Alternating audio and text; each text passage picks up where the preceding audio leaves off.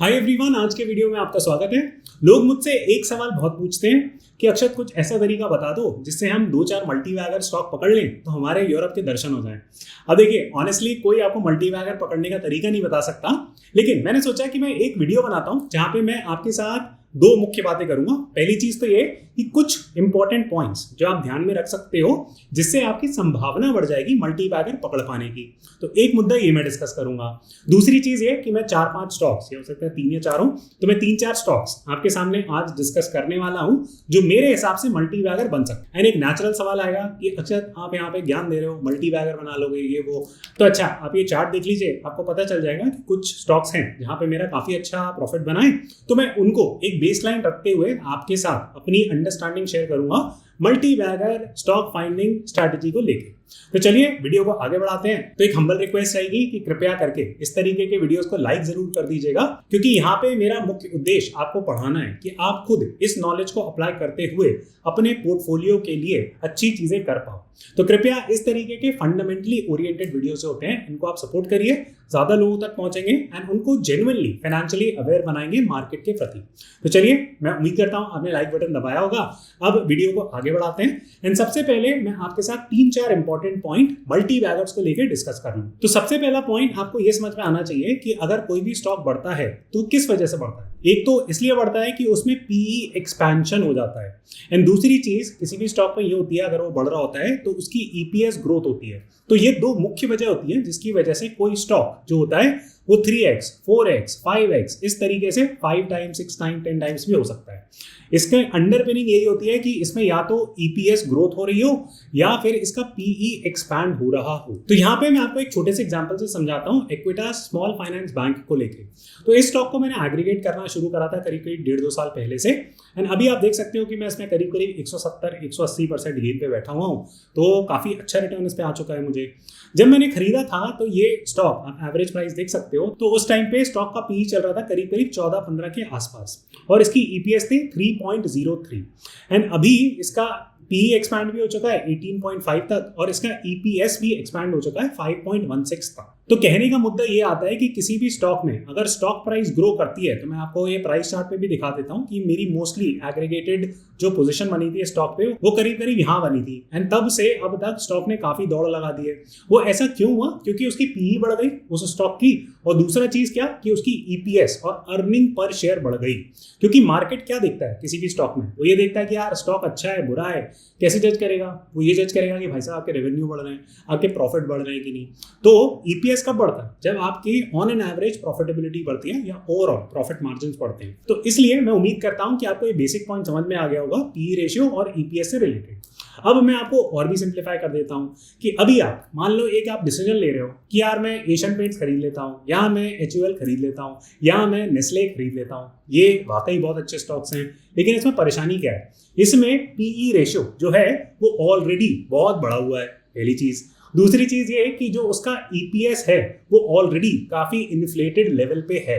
तो चलिए पिक करते हैं एग्जांपल नेस्ले का। तो आप यहाँ पे देखोगे कि इसका पी 86.8 है। अब ऐसे तो होना बहुत मुश्किल है कि नेस्ले का स्टॉक जो है वो मान लो 170 की पी पे पहुंच जाए, तो ऑलमोस्ट डबल हो जाए।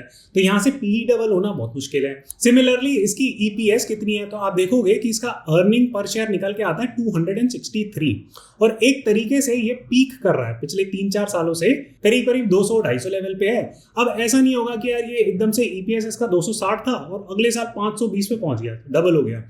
तो जब तक उसका ईपीएस डबल नहीं होगा, जब तक उसका पीई डबल होने की संभावना बहुत कम है, तब तक वो स्टॉक भी डबल होने में बहुत प्रॉब्लम देगा। तो कहने का तात्पर्य ये बनता है कि एशियन पेंट्स हो गया, हिंदुस्तान यूनिलीवर हो गया, नेस्ले हो गया, ये बहुत अच्छे कंपाउंडिंग स्टॉक्स हैं। ये 10-15-20% से बढ़ सकते हैं सालाना, नो प्रॉब्लम देयर। लेकिन अगर आप ये स्टॉक्स में ये सोच के खरीद रहे हो कि यार मैं एचयूएल खरीदूंगा और वो 2 साल में या 3 साल में डबल हो जाएगा, बहुत मुश्किल है वो ना, क्योंकि उसमें पीई ग्रोथ बहुत तेजी से नहीं होगी और उसमें ईपीएस ग्रोथ भी बहुत तेजी से नहीं हो सकता। तो अगर आप मल्टीबैगर के चक्कर में पड़े हुए हो तो सबसे पहला पॉइंट ये आता है कि आपको लो पीई के स्टॉक्स पकड़ने पड़ेंगे। ऑन टॉप ऑफ दैट आपको ऐसे स्टॉक्स पकड़ने पड़ेंगे जहां पे ईपीएस और अर्निंग पर शेयर भी ग्रो कर पाए। तो ये तो हो गए पहले 2 पॉइंट। अब फाइनल पॉइंट भी मैं आपको समझा दूं।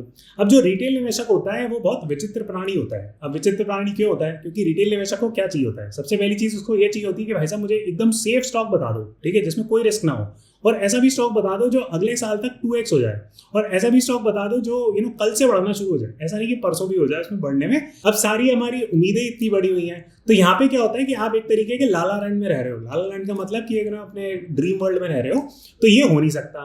तो आपको समझने वाला पॉइंट ये आता है कि अगर आप मल्टी बैगर के चक्कर में पड़े हुए हो, आप ये उम्मीद कर रहे हो कि यार 2x हो जाए, 4x हो जाए, 8x हो जाए, तो आपको ये भी समझ में आना चाहिए कि उसमें रिस्क भी होगी। ऐसा भी हो सकता है कि 80-90% तक स्टॉक क्रैश कर जाए।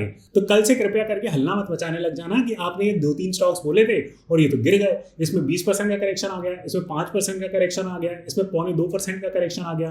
तो कृपया करके ऐसा हल्ला मत मचाना, क्योंकि आप 2x, 4x, 8x रिटर्न कमा ही नहीं सकते अगर आप में इतनी हिम्मत ना हो कि आप 80-90% अपना लॉस होता हुआ देखो, क्योंकि आप डर जाओगे, आप बेच के निकल जाओगे।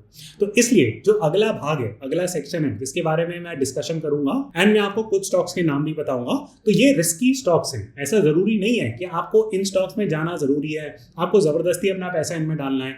अगर आपके अंदर अभी हिम्मत नहीं है या आपके अंदर एक्सपीरियंस की कमी है, तो पहले आप थोड़ा सा एक्सपीरियंस बने, सेफ स्टॉक्स खरीद के थोड़ा टाइम रहे मार्केट में, थोड़ा टाइम अगर आप व्यतीत करेंगे तो आपके अंदर थोड़ी सी वो इंटरनल स्ट्रेंथ आएगी। जब आप प्रॉफिट बनता हुआ देखेंगे तब आप थोड़ा सा हायर यूनिट ऑफ रिस्क ले सकते हो। तो चलिए, मैं उम्मीद करता हूं कि आपको ये बेसिक पॉइंट समझ में आ गया होगा कि इस तरीके के स्टॉक्स जब आप मल्टी बैगरों के पीछे भाग रहे हो बहुत रिस्की होते हैं। ऐसा जरूरी नहीं है कि आपको इनके पीछे अभी से दौड़ लगानी है, तभी लगाना जब आप थोड़े से एक्सपीरियंस हो जाओ। अगर आप नए नए हो, आपको सिर्फ एक्सपेरिमेंट करना है कि आप थोड़े बहुत पैसे डाल के देख लेते हैं, ट्रैक कर लेंगे, तो ठीक है। तो आप उसको उस स्पिरिट से देखो, आप सीखने के पर्सपेक्टिव से इन्वेस्ट करो। पैसा बनाने के पीछे अभी मत भागना, थोड़ा आपको एक्सपीरियंस हो जाए तब भागना मल्टी बैगरों के पीछे। तो चलिए चर्चा को आगे बढ़ाते हैं एंड मैं आपको अपना पर्सपेक्टिव बता देता हूं कि मेरे हिसाब से ये स्टॉक्स मल्टी बैगर क्यों बन सकते हैं। मैंने एक इंग्लिश वीडियो भी बनाया था, आप वो भी लिंक चेक कर सकते हो, उसमें मैंने दूसरे स्टॉक्स के नाम डिस्कस करे थे, तो आप वो भी देख लेना, आपको थोड़ा सा ज्यादा आइडिया लग जाएगा। तो जो सबसे पहला स्टॉक मैं आपके साथ डिस्कस करने वाला हूं वो है एंजल वन। अब मेरे हिसाब से एंजल वन क्यों एक मल्टी बैगर स्टॉक बन सकता है, तो पहले तो मैं आपको थोड़ा सा उसका फंडामेंटल और मैक्रो पर्सपेक्टिव दे देता हूं। तो सबसे पहला पॉइंट ये निकल के आता है कि एंजल वन जो है वो एक हाईली प्रॉफिटेबल इंडस्ट्री में है। तो ऐसी इंडस्ट्री में जो आपका ईपीएस होता है उसमें ग्रोथ की संभावना बहुत बढ़ जाती है। अब ऐसा क्यों, आप इसको जीरोधा के एग्जांपल से सोच के देखो कि जीरोधा ने एक भी रुपया एक्सटर्नली रेज नहीं करा है। वो ऐसा क्यों? ऐसा तो नहीं होता कि कंपनी को कैश की जरूरत नहीं होती या उसको पैसा रेज करना अच्छा नहीं लगता।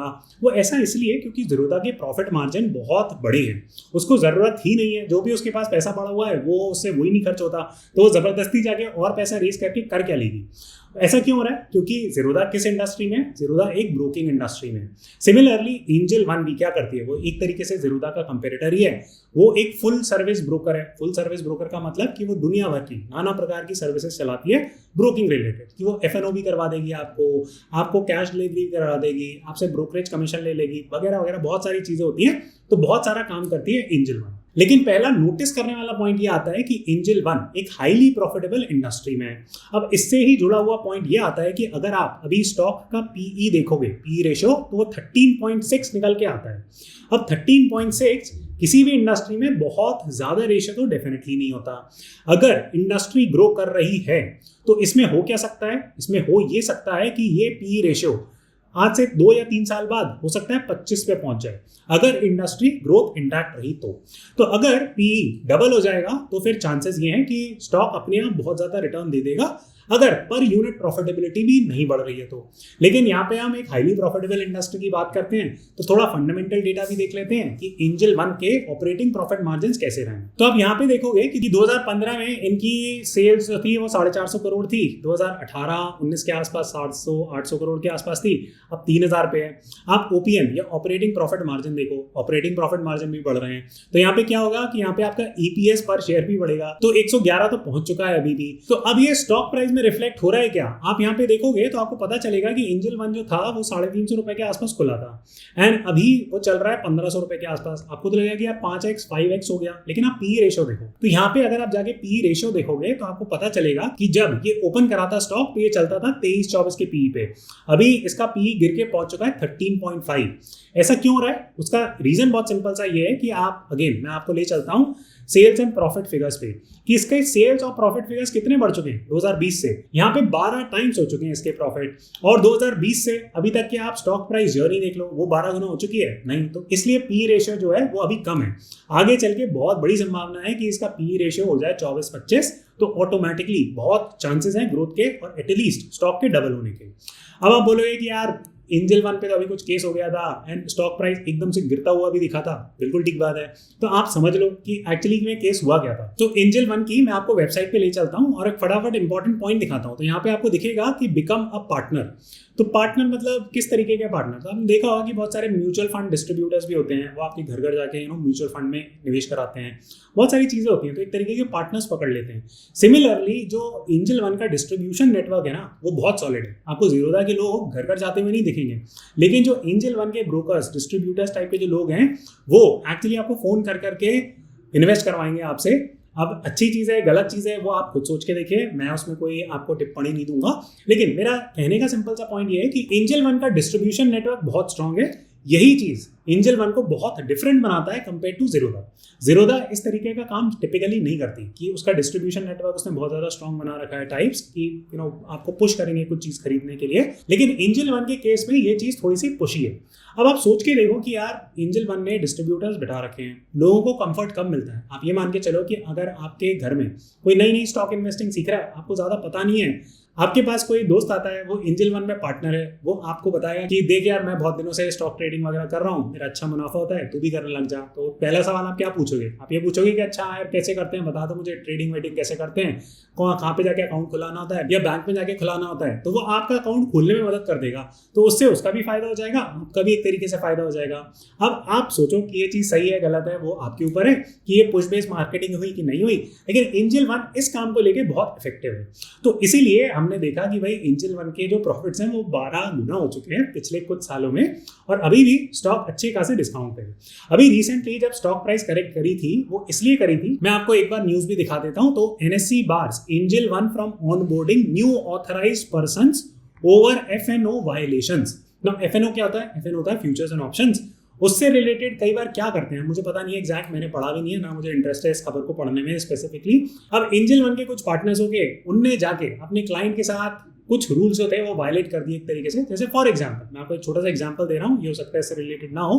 कई बार क्या होता है कि कई सारे एडवाइजर्स अपने क्लाइंट्स को बोल देते हैं कि आप हमें ना अपना लॉगिन पासवर्ड वगैरह दे दो एंड हम आपके बिहाफ पे ट्रेडिंग कर देंगे, और अगर हम जो भी प्रॉफिट कमाएंगे वो हम प्रॉफिट स्प्लिट कर लेंगे आपके साथ। अब ये नियमों के हिसाब से गलत चीज़ है, लेकिन कई बार जो लाइसेंस डिस्ट्रीब्यूटर्स होते हैं वो भी इस तरीके के कामों में फंस जाते हैं। तो ऐसा ही कुछ जो एंजल वन के पार्टनर्स थे उनके साथ उन्होंने कुछ किया होगा FNO में। तो इसीलिए इसी न्यूज के मद्देनजर अभी हाल फिलहाल थोड़ा सा स्टॉक और करेक्ट कर गया। तो इस पॉइंट पे मैंने स्टॉक को पकड़ा है। तो ये कोई फंडामेंटल प्रॉब्लम नहीं है मेरे हिसाब से। तो मैं फटाफट समराइज कर देता हूँ कि एंजल वन इस तरीके की कंपनी है जिसने हिस्टोरिक परफॉर्मेंस दिखाई है रेवेन्यूज और प्रॉफिट ग्रो करने की।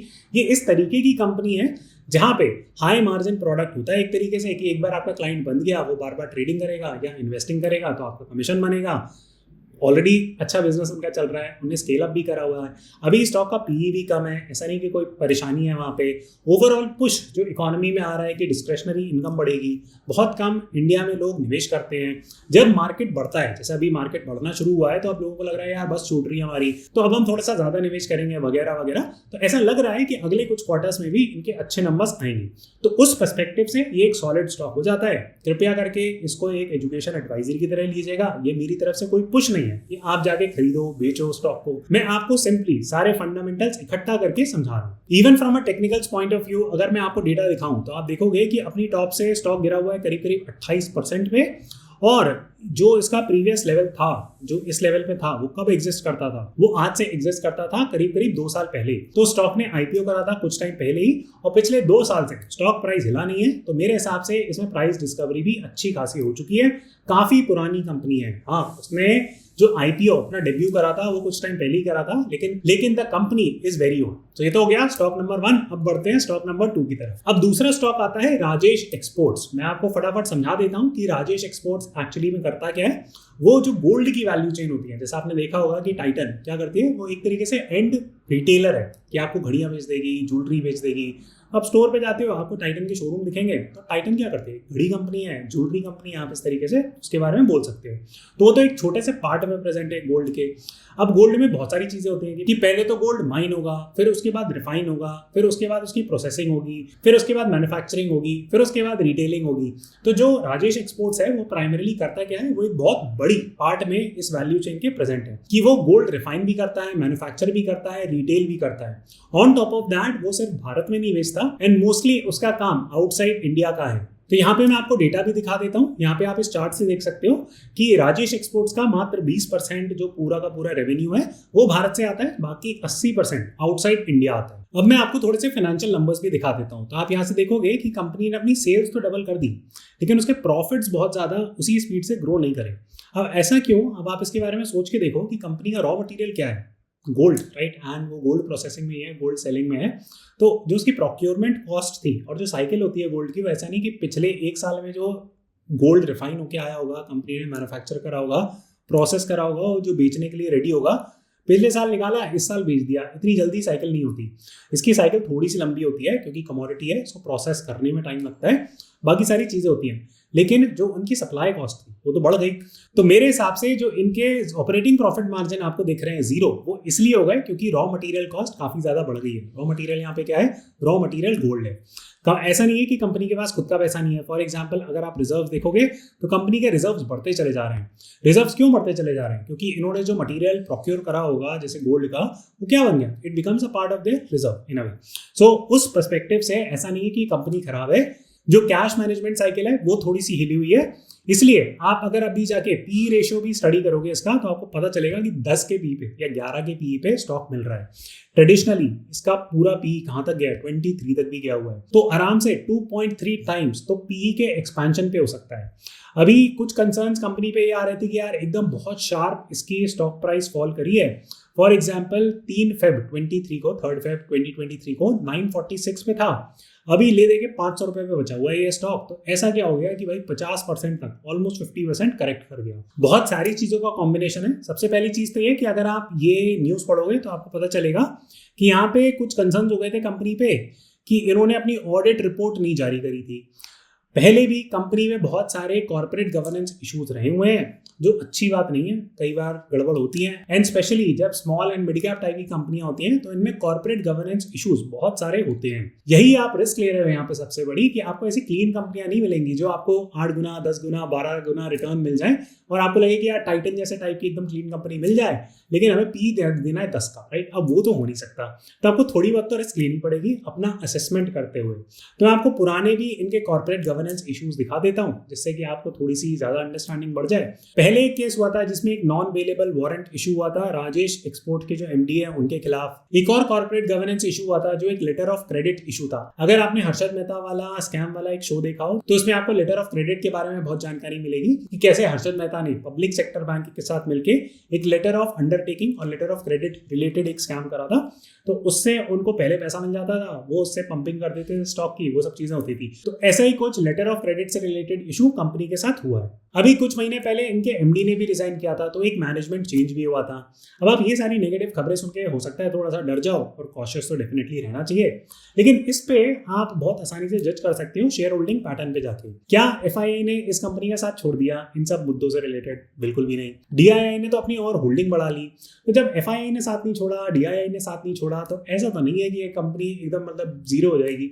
तो लगता तो नहीं है, अब होने को तो कुछ भी हो सकता है। कुछ बड़ा कॉर्पोरेट गवर्नेंस इशू आ गया तो उसकी गारंटी मैं ले नहीं सकता, लेकिन नेट जिस तरीके का काम करती है कंपनी, जिस तरीके की साइकिल चल रही है, तो उन सब चीजों को ध्यान में रखते हुए इस कंपनी के बुरे दिन खत्म होते हुए नजर आ रहे हैं।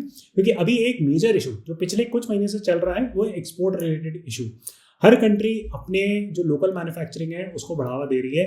एक तरीके से इंपोर्ट रिस्ट्रिक्शंस लग रहे हैं, यूरोप यूएस में स्लो डाउन जारी है। तो उन सब चीज़ों से इम्पैक्ट किस पे पड़ रहा है? उन सब चीज़ों से जो भारत से एक्सपोर्ट करने वाली कंपनियां हैं उन पे इम्पैक्ट बहुत पड़ रहा है। आपने अभी भी नोटिस करा होगा कि जो आईटी कंपनियां हैं वो भी अपनी पीक से काफ़ी नीचे ट्रेड कर रही हैं। ऐसा क्यों? क्योंकि वो भी एक तरीके का एक्सपोर्ट करती हैं। सिमिलरली राजेश एक्सपोर्ट्स क्या करती है? वो भी एक तरीके का एक्सपोर्ट करती है।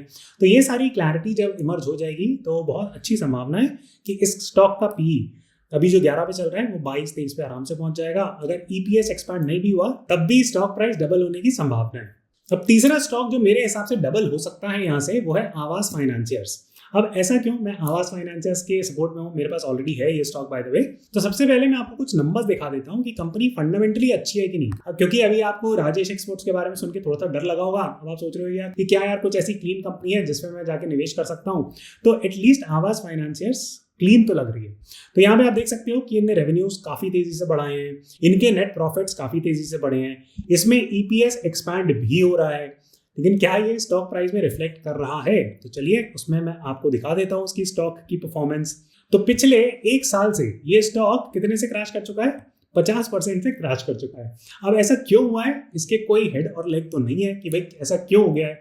कई बार लोग बोलते हैं कि यार अच्छा ये बताओ कि ये स्टॉक 50% से क्यों क्रैश करा, 60 से क्यों नहीं करा, या 40 से क्यों नहीं करा, 50 ही क्यों हुआ। अब स्टॉक मार्केट में ऐसे पक्के आंसर्स नहीं होते। कई बार क्या होता है कि अगर ऑपरेटर को कोई स्टॉक बहुत सस्ते दामों पे खरीदना हो तो वो क्या करेगा? वो डर पैदा करेगा, वो बहुत ज्यादा स्टॉक को नीचे ले जाएंगे और फिर वहां से तेजी से घुमा के ऊपर ले जाते हैं।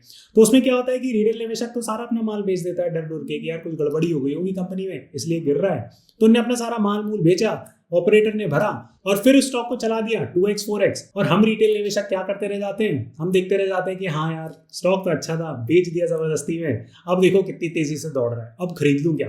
तो ऐसा नहीं करना चाहिए। आपको फंडामेंटली समझना चाहिए कि क्या वाकई में कुछ मेजर प्रॉब्लम चल रही है कंपनी में। एटलीस्ट मुझे तो नहीं मिली, मैंने अपनी रिसर्च करी, मुझे तो नहीं मिली। अगर आपको लग रही है कोई मेजर प्रॉब्लम आवास फाइनेंशियर्स में तो आप मुझे बता दीजिएगा। अभी मैं स्टॉक के अगर आपके ईपीएस की बात करूं तो अभी ये स्टॉक कितने ईपीएस पे है? ये है 54 के ईपीएस से। अगर आप एचडीएफसी बैंक का ईपीएस देखोगे जो एक बड़ा बैंक है, एंड अगर आवास फाइनेंशियर्स प्रॉफिटेबल हो जाए, प्रॉफिटेबल तो ऑलरेडी है, अगर और प्रॉफिटेबिलिटी एग्जिबिट करती है तो उसका भी ईपीएस बढ़ने की संभावना है। तो स्टॉक ऑलरेडी अच्छे अवेलेबल प्राइस पे है। तो because of the price discount एक अच्छा मौका बनता है कि स्टॉक प्राइस यहाँ से डबल हो सकता है। अब नेचुरल सवाल आएगा कि यार इस स्टॉक में ग्रोथ कहां से आएगी। अब ग्रोथ इस स्टॉक में इसलिए आएगी क्योंकि आवास फाइनेंशियर्स काम क्या करते हैं? आवास फाइनेंशियर्स एक तरीके के हाउसिंग लोन्स देता है। अप्रोक्सीमेटली 70% जो इसका बिजनेस आता है वो हाउसिंग लोन्स के बिजनेस के थ्रू आता है। एंड वो किस कैटेगरी के कस्टमर्स को होम लोन देता है? अगर आप एचडीएफसी बैंक जाओगे, यानी एचडीएफसी जाते अभी तक, तो उसके कस्टमर सेगमेंट क्या होता है? मोस्टली अर्बन कस्टमर्स जिनकी व्हाइट कॉलर जॉब है, उन लोगों को एक तरीके के हाउसिंग लोन्स देता है एचडीएफसी। आपको गुड़गांव, दिल्ली, मुंबई इन सब जगह घर खरीदना हो। लेकिन अगर आपको हाउसिंग लोन चाहिए टियर 2 टियर 3 सिटीज, गाँव में पक्का मकान बनाने के लिए, तो आवास फाइनेंशियर जैसी कंपनी काफी काम करती है उस स्पेस में। और default rate white collar customers में भी, और जो इवन रूरल कस्टमर्स हैं, हाउसिंग लोन के लिए कम होता है। एंड मोस्ट इंपॉर्टेंटली ये मॉर्गेज बैक्ड होती है। मॉर्गेज बैक का मतलब कि अगर आपने हाउसिंग लोन लिया, आप ईएमआई नहीं चुका पाए, तो बैंक क्या करेगा? घर उठा के बेच देगा, रिकवरी उसकी कुछ ना कुछ हो जाएगी। बैंकिंग सेक्टर में परेशानी कहाँ आती है? बैंकिंग सेक्टर में मोस्टली परेशानी आती है कॉर्पोरेट लोन्स देने से। क्या आपने बड़े कॉर्पोरेट को हजारों करोड़ का लोन दे दिया, वो भाई साहब इंग्लैंड मत गए, फिर उससे परेशानी होती है। अब कोई गांव वाला या व्हाइट कॉलर वाली जॉब वाला वो इतनी आसानी से विदेश थोड़ी भाग जाएगा, उसको तो भाई दुनिया भर के पेपर वर्क करना पड़ेगा भागने के लिए भी। यहाँ पे जो हजार करोड़ का लोन लेते हैं वो तो ऐसे ही ओवरनाइट भाग जाते हैं, पता नहीं कैसे करते हैं। लेकिन इंपॉर्टेंट पॉइंट जो मैं आपको बताना चाहता हूँ, बहुत सिंपल सा ये बताना चाहता हूँ कि सेफिश सा बिजनेस है। ऐसा नहीं कि आवास फाइनेंशियर्स में कोई प्रॉब्लम चल रही हो। अभी हाउसिंग मार्केट वापस आ रहा है, अभी इंटरेस्ट रेट बढ़े हुए हैं, आगे चल के नीचे आएंगे। अगर आपका होल्डिंग पीरियड 2-3 साल का है तो इस तरीके का स्टॉक बहुत अच्छी संभावना है कि डबल हो सकता है इस पॉइंट से। मैं उम्मीद करता हूं कि अभी तक आपको ये कॉन्वर्सेशन अच्छी लगी होगी। अगर लगी है तो लाइक बटन जरूर दबा दीजिएगा। वीडियो को यहीं समाप्त करते हैं। अगला वीडियो आप ये मेरा इंग्लिश चैनल का वीडियो देख सकते हैं, सेम टॉपिक पे बनाया था लेकिन अलग स्टॉक्स के बारे में डिस्कशन था यहाँ पे थोड़ा, तो कृपया करके वो वीडियो को देखिए, आपकी समझ और बढ़ेगी डिफरेंट इंडस्ट्रीज को लेके। Thank you so much for watching and मैं आपसे जल्दी मिलता हूँ।